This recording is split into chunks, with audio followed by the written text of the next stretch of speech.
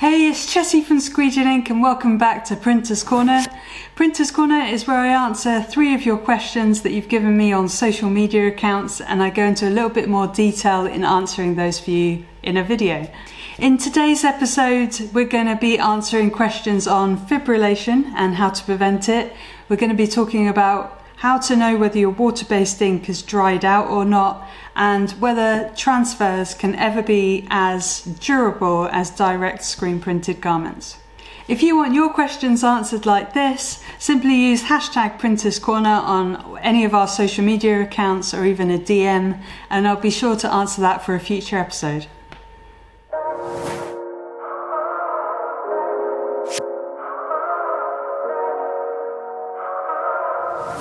Our first question today is from Lacey Dallamonte, and they've asked, how do you know if your water-based ink is too thick or potentially dried out in the container? Struggling to know if I need to add something to it or leave it as is. Most water-based inks I see look really runny, but the Jacquard Super Opaque White I'm using is so thick. Having a hard time even flooding the screen without using a ton of ink. So the first thing that jumps out at that question is the use of mesh. So you want to be using quite a low mesh count for printing white inks, especially high solid super opaque whites, because you want to be getting quite a lot of the ink down onto the dark garment as quickly as possible in as fewer layers as you can. So I would probably suggest a 110, which is a 43T mesh, to allow the larger pigment particles and the amount of pigment in the ink to actually get through the mesh. I don't actually want to advise you to use or work with less ink. I want you to use lots of ink when you're printing, because you're just working with it, allowing the whole surface area of the screen to be flooded in between prints, which is great for water-based as well, which stops all the water evaporating out the ink. If you really can't stir it enough to even drag it across the screen, then you can add up to 5% of water and then mix it as well, and that should loosen it up for you a little bit. So I want to say keep going, use a lower mesh count and a little splash of water, but it is intended to be thick, especially white, and the more premium ones have more pigment, that's why they're more expensive, and probably a little bit thicker than what you're used to. So I want to say keep going, and let me know what the results are when you've just done those couple of little tweaks. Our second question is from Kuba Sostak, and they've said, hello, can you tell us how to prevent fibrillation? It's very annoying. Greetings from Poland, hashtag Printers Corner.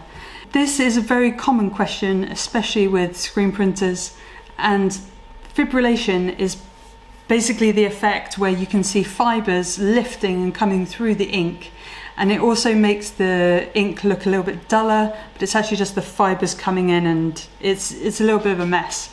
It makes the ink more gritty, not as smooth, and it's pretty bad when you actually see it. So the main ways that you're going to find fibrillation creeping into your prints is because of overheating and agitating the fibers, especially on cheaper garments that haven't got nice long strand organic cotton, for example. If they're short little fibers and then they get heated up and agitated, they basically lift through the ink layer and cause all the fibrillation problems. There are little side steps that you can do, little tweaks that you can do to your production to solve it. Like some people are even heat pressing afterwards, which is kind of putting a band-aid on it.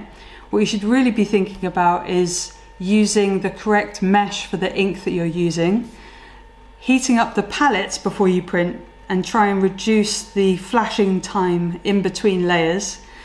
Also, you can do the printing in thinner layers instead of trying to deposit the ink all in one go. So by that, what I mean is you do one little underbase print, flash that for just the right amount of time so that it just touch dry but not cured. Bring it back, do another layer, and that layering up is actually kind of going to mat down the fibers so that they don't stick through the ink eventually anyway. It isn't something that we've actually experienced in recent years because we've been using a really nice premium 100% organic cotton garments that we've managed to put in the studio.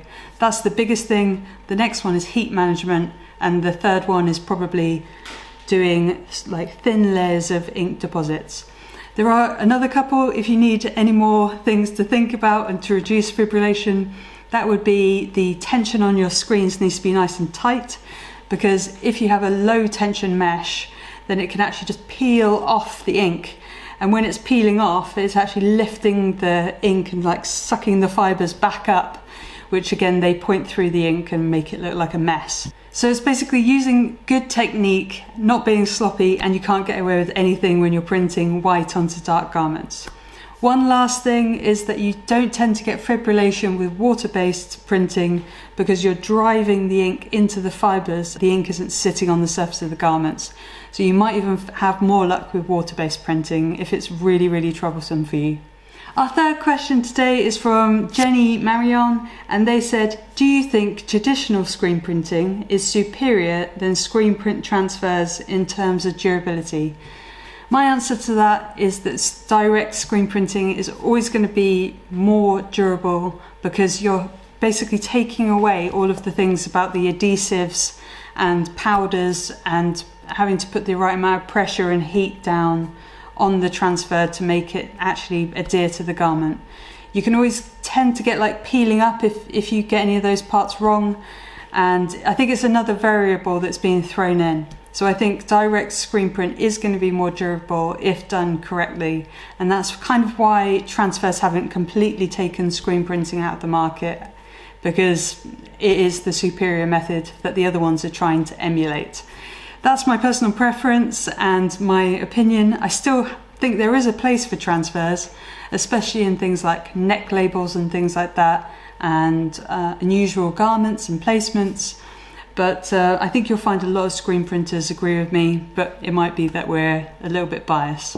So to round up this week's question, which is how to prevent fibrillation with manual screen printing, the first thing is going to be don't overheat your garments when you're printing, and just try and pick a nice premium garment that has nice long strand cotton fibers that you're just going to have so much better time working with and printing on. If you'd like me to answer a question in a little bit more detail in a future episode, don't forget to use #PrintersCorner so I can quickly pick that up and answer it in next week's episode.